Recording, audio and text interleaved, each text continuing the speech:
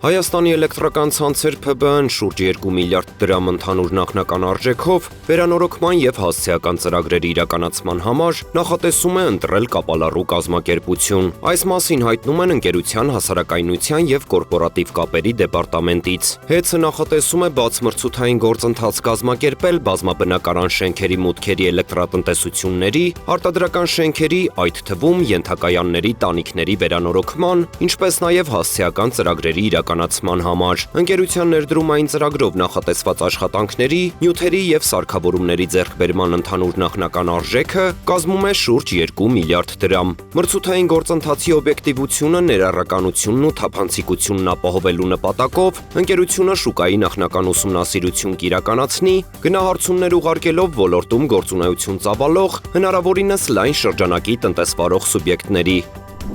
Փոխվարչապետ Տիգրան Խաչատրյանի գլխավորությամբ տեղի է ունեցել փոքր եւ միջին ձեռնարկատիրության զարգացման խորհրդի հերթական նիստը։ Նիստի շրջանակներում մանրամասն անդրադարձ է կատարվել նախորդ քննարկումների արդյունքում կայացված որոշումների կատարման ընթացքին, այդ թվում փոքր եւ միջին ձեռնարկությունների գործունեության տեսանկյունից դրանց ազդեցությանը։ Այս համատեքստում մտքեր են փոխանակվել առևտրային ցանցերի եւ մատակարար կազմակերպությունների միջև վճարային պարտավորությունների պարբերաբար չկատարումը կանխարգելող կարգավորումների կիրարկման, ինչպես նաև դրանց արդյունավետության բարձրացման համար անհրաժեշտ աշխատանքների շարունակականության վերաբերյալ։ Խորհրդի անդամները ընդգծել են նաև Հայաստանի ՓՄԶ մրցունակության 2026-ից 2030 թվականների ռազմավարական ծրագրի նախագծի իրականացման համար բարենպաստ ինստիտուցիոնալ միջավայրի ձևավորման անհրաժեշտությունը։